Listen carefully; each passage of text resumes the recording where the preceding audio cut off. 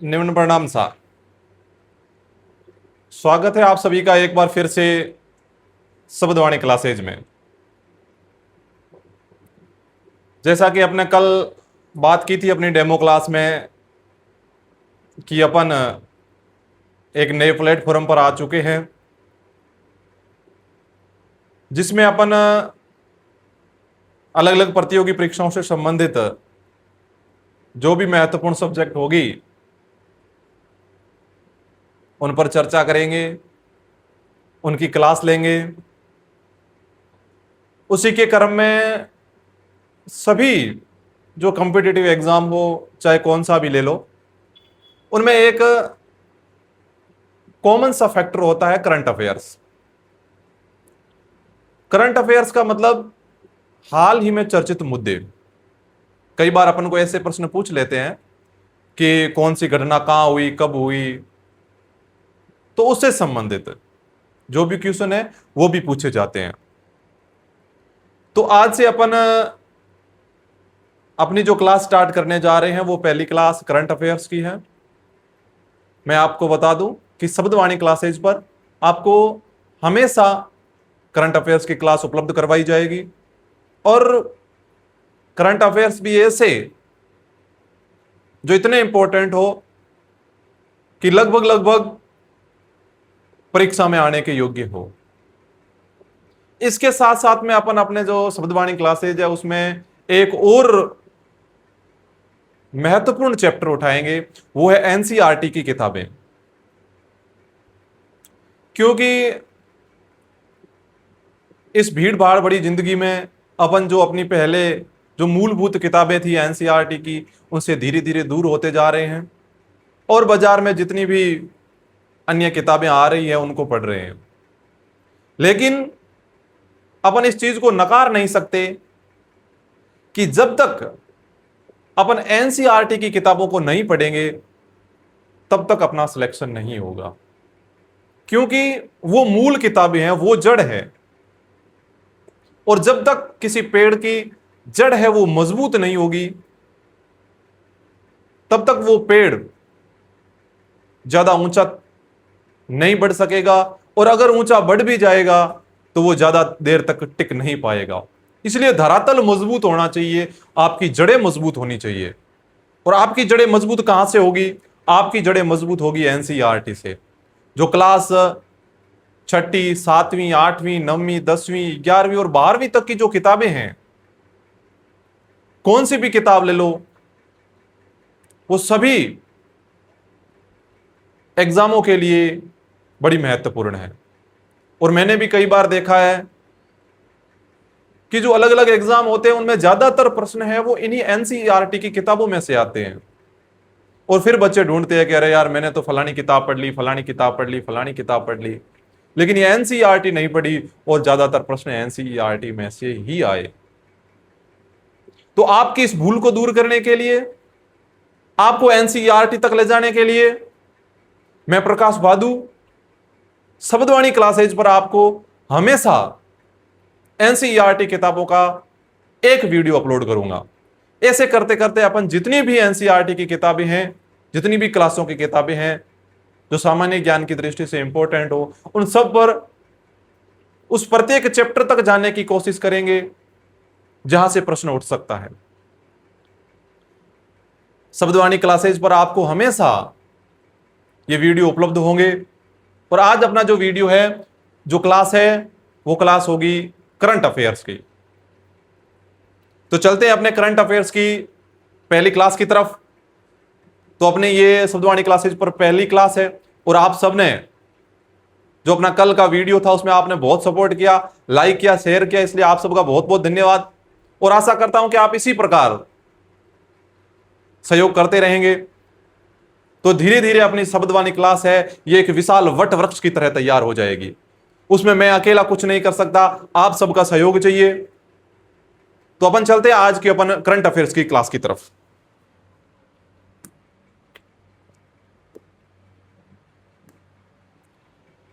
आज की अपनी करंट अफेयर्स की क्लास का पहला क्वेश्चन ये रहा स्क्रीन पर कि हाल ही में शिशु सदन व्यवस्था का शुभारंभ किस मंत्रालय के द्वारा किया गया? भारत सरकार के कौन से मंत्रालय के द्वारा शिशु सदन व्यवस्था का शुभारंभ किया गया? शिशु सदन मतलब बच्चों की सदन। सदन मतलब ऐसे नहीं अपने सदन जैसे कि दो, उस प्रकार नहीं। सदन मतलब थोड़ा अलग अर्थ है इसका, जहां पर बच्चे खेल कूद सकते हो, बच्चों के खेलने के लिए उपयुक्त सामग्री हो, वो सदन। तो किसके द्वारा शिशु सदन व्यवस्था का शुभारंभ किया गया? ग्रामीण विकास मंत्रालय के द्वारा, सहकारिता मंत्रालय के द्वारा, या कौशल विकास और उद्यमिता मंत्रालय के द्वारा, या फिर सड़क परिवहन और राजमार्ग मंत्रालय के द्वारा? अगर आपने कहीं पर यह पढ़ा हो या सुना हो तो बताने की कोशिश करिए कि किस मंत्रालय के द्वारा शिशु सदन व्यवस्था का शुभारंभ किया गया। तो शिशु सदन व्यवस्था का शुभारंभ किया गया वो आपके किया गया कौशल विकास और उद्यमिता मंत्रालय के द्वारा। याद रखना, इंपॉर्टेंट क्वेश्चन है। कौशल विकास और उद्यमिता मंत्रालय के द्वारा शिशु सदन व्यवस्था का शुभारंभ किया गया। चलते हैं नेक्स्ट क्वेश्चन की तरफ। अपना अगला क्वेश्चन है,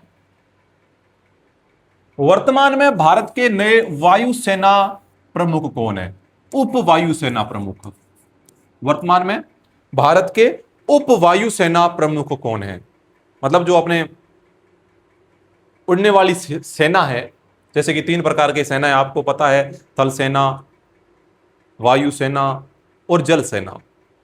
तो उसमें जो उड़ने वाली सेना वायुसेना, तो उस वायुसेना के नए उप वायुसेना प्रमुख किसे बनाया गया है? श्री मनोज नरवणे को, या श्री अतुल त्रिवेदी को, या आशुतोष दीक्षित को, या फिर सुनील चतुर्वेदी को? नए वायुसेना का जो उप प्रमुख बनाया गया है वो बनाया गया है श्री आशुतोष दीक्षित को। याद रखना, दीक्षित को दीक्षा दे दी गई कि चल दीक्षित तो अपने वायुसेना का उप प्रमुख बन जा, उप वायुसेना प्रमुख बन जा। तो उप वायुसेना प्रमुख के रूप में किसे दीक्षित किया गया? आशुतोष दीक्षित को दीक्षित किया गया। इसके बारे में थोड़ी अगर और जानकारी ले तो जैसे कि भारतीय वायुसेना में एक महत्वपूर्ण नेतृत्व परिवर्तन के तहत एयर मार्शल आशुतोष दीक्षित को 5 जून 2026 को अगले उप वायुसेना प्रमुख vice chief of the air staff, जिसे अंग्रेजी में WCAS vice chief of the air staff के रूप में नियुक्त किया गया। आपको ये जो चित्र में दिखाई दे रहे हैं ये है अपने आशुतोष दीक्षित, जिन्हें वायुसेना का उप वायुसेना प्रमुख बनाया गया। वे 1 जुलाई 2026 को अपना पदभार ग्रहण करेंगे। और आपको बता दूं कि इससे पहले जो वायुसेना के उप वायुसेना प्रमुख थे वो एयर मार्शल नागेश कपूर थे। कौन थे? एयर मार्शल नागेश कपूर इनसे पहले उप वायुसेना प्रमुख थे जो 1 जनवरी 2026 को बने थे। और अगर वर्तमान में प्रश्न पूछा जाए कि वर्तमान में भारत के उप वायुसेना प्रमुख कौन है तो किसको दीक्षित किया गया? आशुतोष दीक्षित को।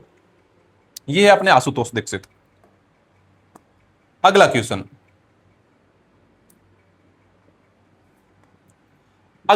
है कि वर्ष 2025-26 के लिए भारत की जीडीपी दर कितनी रही? वर्ष 2025-26 के लिए जो भारत की जीडीपी दर है, जो ग्रोथ दर है, वो कितनी रही? 6.8%, 7.7%, 8.4% या 7.2%? बताइए, वर्ष 2025-26 के लिए जो अपने भारत की जीडीपी दर है वो कितनी रही? तो अपने वर्ष 2025-26 के लिए भारत की जीडीपी दर 7.7 रही, मतलब भारत के विकास के साथ साथ रही। कितनी रही? 7.7%। 7.7% भारत की जीडीपी दर रही। किसके लिए? तो वर्ष 2025-26 के लिए। वर्ष 2025-26 के लिए भारत की जीडीपी दर 7.7%। देखो, तो भारतीय अर्थव्यवस्था ने वित्त वर्ष 2025-26 के लिए मजबूत प्रदर्शन करते हुए 7.7% की वृद्धि दर्ज की है। कितनी दर्ज की है? 7.7% की। ये देखिए, भारत की जीडीपी ग्रोथ में तीर ऊपर की तरफ जा रहा है। जनवरी से मार्च 2026 के दौरान चौथी तिमाही में सकल घरेलू उत्पाद मतलब जीडीपी की जो वृद्धि दर रही वो 7.8% रही। अगर आपको पूछे कि भारत की जनवरी से मार्च 2026, जनवरी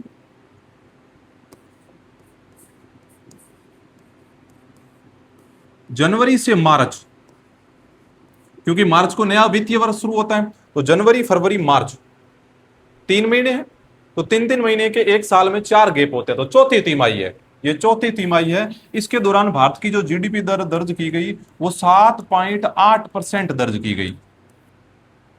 अपन को ऑल ओवर पूछा था कि वित्त वर्ष 2025-26 में कितनी रही, तो 7.7% रही। अगर पूछे कि जनवरी से मार्च 2026 तक कितनी रही, तो भारत की जो चौथी तिमाही की सकल घरेलू उत्पाद जीडीपी दर रही वो 7.8% रही, जिसने देश की आर्थिक गतिविधियों को निरंतर मजबूती का संकेत दिया है। हालांकि 5 जून 2026 को भारतीय रिजर्व बैंक ने जो वित्त वर्ष 2026-27 के लिए अपने विकास अनुमान को घटाकर 6.6% कर दिया और मुद्रास्फीति का अनुमान बढ़ाकर 5.1% कर दिया। अगर प्रश्न पूछे कि हाल ही में आरबीआई द्वारा जारी वर्ष 2026-27 के लिए भारत का जो जीडीपी दर है उसका अनुमान कितना रखा है, तो आरबीआई ने 2026-27 के लिए जो जीडीपी दर का अनुमान रखा है वो रखा है 6.6%, मतलब इस साल से -1.1%। तो याद रखना। चलते हैं अगले क्वेश्चन की तरफ। अगला क्वेश्चन है कि हाल ही में किस भारतीय कंपनी ने Dangote petroleum refinery and petrochemicals free zone enterprises, ये नाम है इतना लंबा, कंपनी का नाम है Dangote petroleum refinery and petrochemical free zone enterprise के साथ एक महत्वपूर्ण अनुबंध पर हस्ताक्षर किए हैं। ये जो कंपनी है डांगोटे पेट्रोलियम रिफाइनरी, ये कंपनी मैं आपको बता दूं नाइजीरिया की है। ये कंपनी कहां की है, तो ये कंपनी अपने नाइजीरिया की है, नाइजीरिया देश की है। इस कंपनी के साथ में भारत की एक कंपनी ने समझौता किया है। कौन सी कंपनी ने किया है, एचपीसीएल हिंदुस्तान पेट्रोकेमिकल लिमिटेड ने, या बीएचईएल भारतीय हेवी इलेक्ट्रिकल लिमिटेड ने, या नायरा ने, या आरआईएल रिलायंस इंडस्ट्रियल लिमिटेड ने। बताइए कौन सी कंपनी ने Dangote petroleum refinery and petrochemicals free zone enterprise के साथ एक महत्वपूर्ण अनुबंध पर हस्ताक्षर किए। काफी इंपॉर्टेंट क्वेश्चन है, इसको आप थोड़ा अलग तरीके से माइंड में सेट कर लेना कि सर ने बताया इंपॉर्टेंट है तो अलग दिमाग को एक अलग खाचो नहीं भी खाचम सेट कर लियो कि ये कहां की कंपनी है और उसके साथ में अनुबंध किसने किया है। तो भारत की एक कंपनी है बीएचईएल, भारतीय हेवी इलेक्ट्रिकल लिमिटेड, इसे आप भेल कह सकते हैं, भेल। आगे पूरी मत लगाना वरना मुंह में पानी आ जाएगा। भेल पूरी मत लगाना, सिर्फ भेल। भारतीय हेवी इलेक्ट्रिक लिमिटेड ने नाइजीरिया की Dangote petroleum refinery and petrochemicals free zone enterprise के साथ में महत्वपूर्ण अनुबंध पर हस्ताक्षर किए हैं। सॉरी, थोड़ी बहुत इसके बारे में अगर जानकारी देखें तो यह है भेल, बीएचईएल भेल। Bharat heavy electricals limited BHEL ने 2 जून 2026 को नाइजीरिया की कंपनी है डांगोटे petroleum refinery and petrochemicals free zone enterprise के साथ एक महत्वपूर्ण अनुबंध पर हस्ताक्षर किए हैं। इस परियोजना का अनुमानित मूल्य है वह 2000 करोड़ रुपए से 2500 करोड़ रुपए के बीच में है, जो लगभग 24 से 30 करोड़ अमेरिकी डॉलर के बराबर है। यह अनुबंध बीएचईएल की अंतरराष्ट्रीय उपस्थिति और वैश्विक ऊर्जा अवसंरचना परियोजनाओं में उसकी बढ़ती भूमिका को दर्शाता है। अपने इंपॉर्टेंट इतना ही है कि बीएचईएल कंपनी ने किसके साथ अनुबंध किया है, नाइजीरिया देश कहां है, नाइजीरिया देश अफ्रीका महाद्वीप में। आपने वीडियो देखे होंगे, एक वो छोटे छोटे बाल वाले एकदम वो अलग प्रकार के आते हैं ना नाइजीरिया में, अलग अलग प्रकार की प्रजाति आती है, आपने देखा होगा तो वो गोल गोल छल्ले डाले हुए, यहां पर महिलाएं ऑटो में, वो गहने, वो नाइजीरिया के है। तो ये नाइजीरिया अफ्रीकी देश है, उसके साथ में भेल ने एक महत्वपूर्ण अनुबंध पर हस्ताक्षर किए हैं जिसकी अनुमानित लागत 2000 से 2500 करोड़ रुपए के बीच में है। चलते हैं अपने अगले क्वेश्चन की तरफ। अगला क्वेश्चन है, केंद्र सरकार द्वारा मंजूरी प्राप्त फोतुला सुरंग, सुरंग का नाम रखना फोतुला सुरंग। फोतुला सुरंग किस राष्ट्रीय राजमार्ग पर बनाई जाएगी? फोतुला सुरंग किस राष्ट्रीय राजमार्ग पर बनाई जाएगी? केंद्र सरकार द्वारा मंजूरी प्राप्त। पहले बता दूं कि फोतुला सुरंग भी है और एक फोतुला नाम का दर्रा भी है। तो फोतुला सुरंग किस राष्ट्रीय राजमार्ग पर बनाई जाएगी? राष्ट्रीय राजमार्ग 02, राष्ट्रीय राजमार्ग 05, राष्ट्रीय राजमार्ग 01 या राष्ट्रीय राजमार्ग 08? बताइए फोतुला सुरंग कहां बनाई जाएगी? तो फोतुला सुरंग लद्दाख में बनाई जाएगी। लद्दाख भारत का सबसे ऊपर वाला हिस्सा, अगर वहां से मैं राष्ट्रीय राजमार्ग को नंबर देना शुरू करूं तो पहला, दूसरा, तीसरा, चौथा, धीरे धीरे धीरे धीरे नीचे जो राज्य है उनकी तरफ आएंगे, तो लद्दाख सबसे ऊपरी है, तो फोतुला सुरंग बनाई जाएगी। वो राष्ट्रीय राजमार्ग संख्या 01 पर बनाई जाएगी। फोतुला सुरंग, सुरंग वहां बनाई जाती है जहां पर पहाड़ हो। पहाड़ कहां है? ज्यादातर उत्तरी भारत में है, और उत्तरी भारत में है तो उत्तरी भारत से अगर मैं राजमार्ग को संख्या देना प्रारंभ करूं तो 01, 02, 03 ऐसे आएगी। तो पहला जो राष्ट्रीय राजमार्ग है वो 01 है। यह पढ़ी कि केंद्र सरकार ने लद्दाख में राष्ट्रीय राजमार्ग 01 पर फोतुला सुरंग परियोजना को मंजूरी प्रदान की है। इस महत्वाकांक्षी परियोजना की अनुमानित लागत है वो 1196.22 करोड़ रुपए है। 1196.22 करोड़ रुपए है। परियोजना के अंतर्गत कुल जो मार्ग की लंबाई होगी वो 2.65 किलोमीटर, मतलब 2.5 किलोमीटर से थोड़ा सा और लंबा, और बताऊं 2500 मीटर से ज्यादा विकसित किया जाएगा, जिसमें 1.96 किलोमीटर लंबी तो ट्विन ट्यूब सुरंग होगी और 0.69 किलोमीटर लंबी संपर्क सड़कें शामिल होगी। यह परियोजना लद्दाख में परिवहन सुविधा, सामरिक संपर्क और वर्ष भर सड़क कनेक्टिविटी को मजबूत करने की दिशा में महत्वपूर्ण कदम मानी जा रही है। लद्दाख ठंडा मरुस्थल है, बीच में पहाड़ पड़ते हैं, तो वहां पर जाने के लिए वर्ष भर सुविधाएं उपलब्ध नहीं है। तो लद्दाख से वर्ष भर कनेक्टिविटी रखने के लिए कि अगर वहां पर लद्दाख में अगर बाहरी शक्ति का कोई आक्रमण हो जाए तो वहां पर संपर्क करने के लिए, वहां पर आवाजाही के लिए, सामरिक महत्व के लिए इस सुरंग का निर्माण किया जा रहा है। फोतुला सुरंग राष्ट्रीय राजमार्ग संख्या 01 पर यह लद्दाख के बीच में और शेष भारत के बीच में कनेक्टिविटी को बढ़ाएगी। चलते हैं अगले क्वेश्चन पर। हाल ही में संगीत नाटक अकादमी सम्मान समारोह, संगीत नाटक अकादमी सम्मान समारोह का आयोजन कहां किया गया? संगीत नाटक अकादमी सम्मान समारोह का आयोजन लखनऊ में, जयपुर में, वाराणसी में या कोलकाता में किया गया? संगीत नाटक अकादमी सम्मान समारोह का आयोजन किया गया वो आपके लखनऊ यूपी में किया गया। कहां किया गया? लखनऊ उत्तर प्रदेश में। संगीत नाटक अकादमी सम्मान समारोह का आयोजन, इसमें लगभग 51 कलाकारों को, इसमें लगभग 51 कलाकारों को सम्मानित किया गया।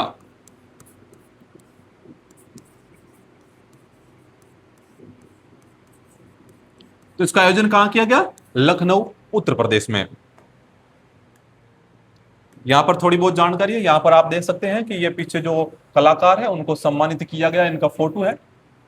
देखिए कि उत्तर प्रदेश की राजधानी लखनऊ में 5 जून 2026 को आयोजित एक भव्य समारोह में 51 कलाकारों को, 51 कितने कलाकारों को? 51 कलाकारों को संगीत, नृत्य, रंगमंच और लोक कलाओं के क्षेत्र में उनके उत्कृष्ट योगदान के लिए संगीत नाटक अकादमी सम्मान प्रदान किए गए। जिन लोगों की अलग अलग भूमिकाएं थी, अलग अलग क्षेत्र के जो ज्ञाता थे, ज्ञानवान थे, जैसे कि कोई संगीत में बेस्ट था तो कोई नृत्य में, कोई रंगमंच में और कोई लोक कलाओं में, तो उन सबको सम्मानित किया गया। क्योंकि अपन को पता है कि सभी लोग जन्म से ही एक अपनी अलग पहचान लेकर पैदा होते हैं, उनमें अलग प्रकार की योग्यताएं होती हैं। जरूरी नहीं है कि दो बच्चे अगर एक ही परिवार में पले बड़े हो तो दोनों की योग्यता बराबर हो सकता है कि एक क्रिकेट खेलने में अच्छा हो तो दूसरा गाने में अच्छा हो।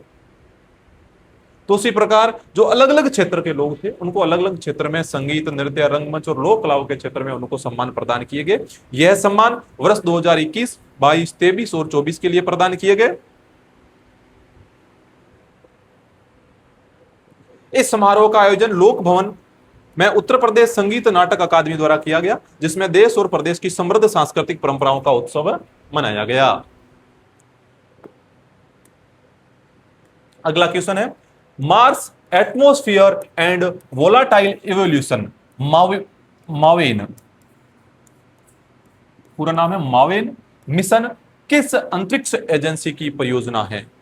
ऐसी कौन सी अंतरिक्ष एजेंसी है जिसका एक मिशन है मावेन?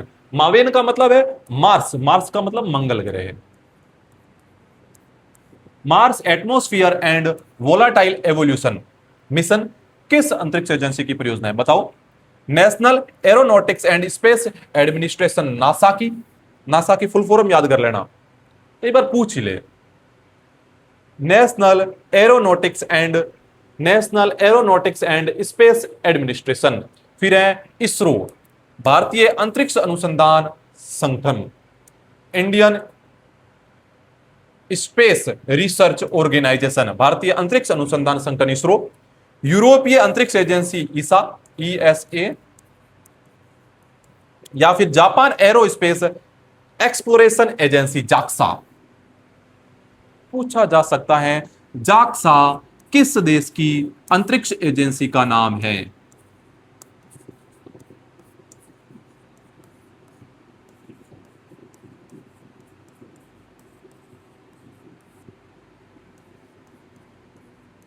तो अगर ऐसा पूछ ले कि जाक्सा किस देश की अंतरिक्ष एजेंसी है, तो जापान की, Japan aerospace exploration agency, JAXA. तो किसने मोवेन मिशन, किसकी परियोजना है, किस एजेंसी की परियोजना है? तो वो आपकी national aeronautics and space administration, NASA. National aeronautics and space administration, NASA का एक मिशन है मोवेन। याद रखना किसका है? नासा का। थोड़ी बहुत अगर इसके बारे में जानकारी देखें तो देखिए, ये आपको दिखाई दे रहा है कि एक अंतरिक्ष यान है जो मंगल ग्रह के ऊपर चक्कर लगा रहा है, और इसमें आपको टाइम पीरियड भी दिया गया है कि यह 2014 से लेकर 2026 तक, मतलब लगभग 12 वर्ष तक इसने सेवाएं प्रदान की। 12 वर्ष तक यह लगातार मंगल ग्रह के चारों ओर घूमता रहा। जिस प्रकार आज के अपने जो लोग हैं, हलवे की सीजन चल रही है, तो जिस प्रकार वो टेंट और वो थाली और वो बाकी वाले जो बाल्टी उसके दोड़े ऐसे ऐसे कैसे गोल घेरा लगाते हैं, उसी प्रकार ये जो अपना मोवेन है वो 2014 से लेकर 2026 तक 12 वर्ष तक लगातार इसने चक्कर लगाए।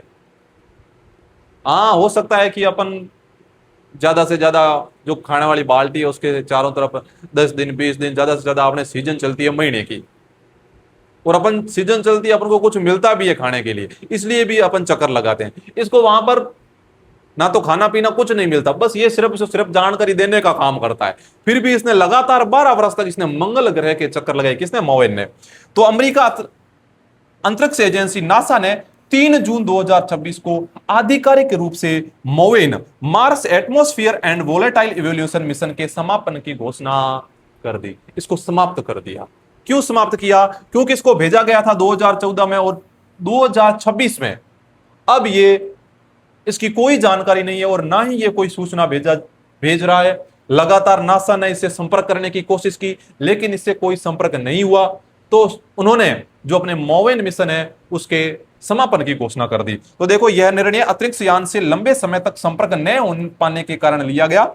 नवंबर 2013 में प्रक्षेपित मावेन ने मंगल ग्रह की कक्षा में 11 वर्षों से अधिक समय तक सफलतापूर्वक कार्य किया और ग्रह के वायुमंडल से संबंधित महत्वपूर्ण वैज्ञानिक जानकारियां प्रदान करने का कार्य किया, और आखिरकार इसका समय पूरा हुआ और नासा ने इसके समापन की घोषणा कर दी। तो ये मोवेन मिशन, इसका पूरा नाम याद रखना, किस अंतरिक्ष एजेंसी द्वारा इसका समापन की घोषणा की गई, या किस अंतरिक्ष एजेंसी का यह यान था? तो नासा का था। चलते हैं अपने अगले क्वेश्चन की तरफ। अगला क्वेश्चन है, एक्सरसाइज एविलेंड्रा 2025 भारत और किस देश के बीच एक संयुक्त वायु अभ्यास है? एक्सरसाइज एविलेंड्रा 2025, यह थोड़ा पुराना अभ्यास था, हो गया, लेकिन कभी कभार इसका प्रश्न पूछ लिया जाता है कि यह किन दो देशों के बीच में है? एक्सरसाइज एविलेंड्रा 2025, तो यह भारत और रसिया के बीच में, रूस के बीच में। एक्सरसाइज एविलेंड्रा भारत और रसिया के बीच का एक महत्वपूर्ण संयुक्त सैन्य अभ्यास है। याद रखना, थोड़ा इंपॉर्टेंट क्वेश्चन है, पूछ लिया जाता है कई बार। अगला है कि भारत की पहली पूरी तरह पेपरलेस जिला न्यायपालिका का उद्घाटन कहां किया गया? डिजिटल जमाना है, चारों तरफ डिजिटलाइजेशन की प्रक्रिया चल रही है, लोगों के हाथों से किताबें छीन ली गई है और किताबों की जगह एक छोटा सा डिवाइस प्रदान कर दिया गया। जो लोग पहले किताबों की जो सौगंध थी उसको ले लेकर किताबों का अध्ययन करते थे, अब वो किताबें उन लोगों से, उन बच्चों से कई हजारों किलोमीटर दूर चली गई है और उनके हाथ में रह गया सिर्फ एक डिवाइस जो हर जानकारी प्रदान करता है। तो इसी डिजिटलाइजेशन की प्रक्रिया से अपनी जो न्यायपालिका है वो भी दूर नहीं है। हाल ही में भारत में एक ऐसी जिला न्यायपालिका का गठन किया गया है जहां पर आपको देखने के लिए एक भी पेपर नहीं मिलेगा, पेपरलेस, पूरी तरीके से पूरा का पूरा काम ऑनलाइन। तो ऐसी पेपरलेस जिला न्यायपालिका का गठन कहां किया गया? तो इसका उद्घाटन किया गया केरल में। कहां किया गया?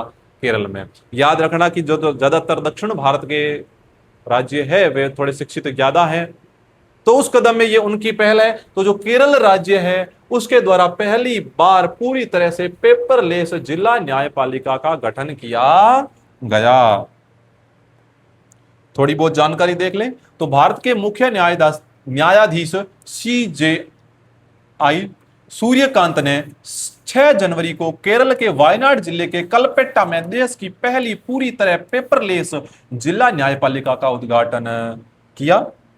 अब यहां की सभी अदालतें पूरी तरह डिजिटल तरीके से संचालित होती है, जिससे केस फाइलिंग, जांच और जानकारी तुरंत उपलब्ध हो जाती है। अपन को अपने केस की जानकारी लेनी हो या अपने फाइल की जानकारी लेनी हो तो सब डाटा ऑनलाइन है, ऑनलाइन चेक करो, आपकी प्रत्येक चीज की जानकारी मिल जाएगी।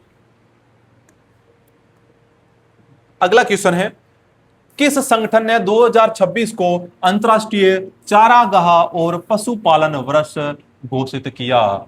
ऐसा कौन सा संघ है जिसने जो अपना 2026 वर्ष है, 2026, इस 2026 वर्ष को अंतर्राष्ट्रीय चारागाह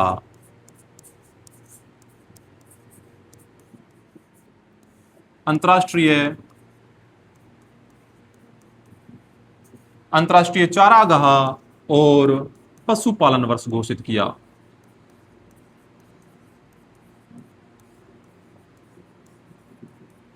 तो 2026 को अंतर्राष्ट्रीय चारागाह और पशुपालन वर्ष घोषित करने वाला जो संघ है वो है संयुक्त राष्ट्र संघ।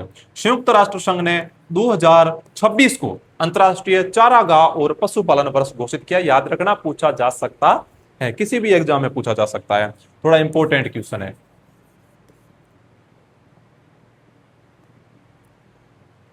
देखो इसमें लिखा है कि संयुक्त राष्ट्र ने 2026 को, आपको यहां पर चारागाह दिखाई दे रहा है, यहां पर गौएं बैठी है और 5 में पीछे पेड़ पौधे हैं और ये घास चरी है, चारागाह का फोटो है।